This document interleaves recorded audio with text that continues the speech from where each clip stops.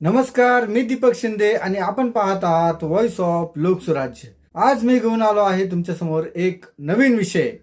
वानवडीत महावितरणचा बिनधास्त कारनामा उघड झाला आहे। पुणे महानगरपालिकेने थेट ठोठावला आहे त्यांना 12,80,000 रुपयांचा दंड।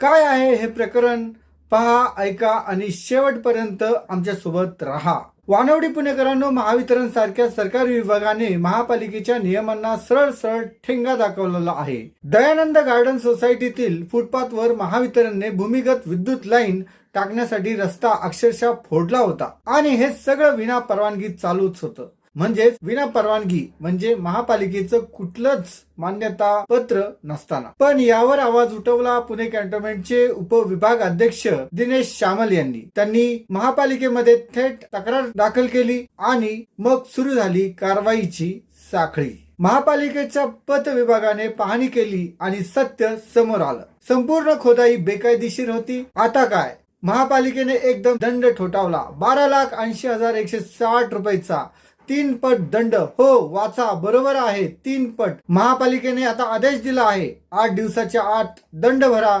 अन्यथा पुढील कारवाईसाठी सामोरे जा। हे प्रकरण इतकं गंभीर आहे, यामधून स्पष्ट संदेश जातो, कोणताही विभाग असो, कायद्याचे उल्लंघन केल्यास माफी नाही। रस्ते खोदणे म्हणजे जनतेच्या सुरक्षेचा मुद्दा। पावसाळ्यात हीच कामं अपघातांना कारणीभूत ठरतात। मग असा बेकायदेशीर प्रकार सहन केला जाणार नाही, हे महापालिकेने दाखवून दिले। यावेळी उपविभाग अध्यक्ष दिनेश शामल यांनी सांगितले की वानवडी प्रभाग क्रमांक 25 दयानंद गार्डनच्या समोर फुटपाथवरती अनधिकृतपणे एमएससीबीचे काम चालू होते। या कामामध्ये कुठल्याही प्रकारची परवानगी न घेता हे पावसाळ्यात खड्डे खोदायला परमिशन नसताना एमएससीबी हा प्रकार करत होती आणि त्याच्यावरती महाराष्ट्र नवनिर्माण सेनेने आवाज उठवला। एमएससीबीला महानगरपालिकेने 12,80,000 रुपयाचा दंड ठोठावला। प्रशासन असो या नागरिक असो, सगळ्यांना कायदा हा समान असला पाहिजे। जर तुमच्याही भागात असेच बिनधास्त कामं सुरू असतील तर आवाज उठवा। तुम्हीही बना जबाबदार नागरिक। हा व्हिडिओ लाईक करा, शेअर करा आणि अशाच बातम्यांसाठी व्हॉइस ऑफ लोकसुराज्यला सबस्क्राईब करा। धन्यवाद।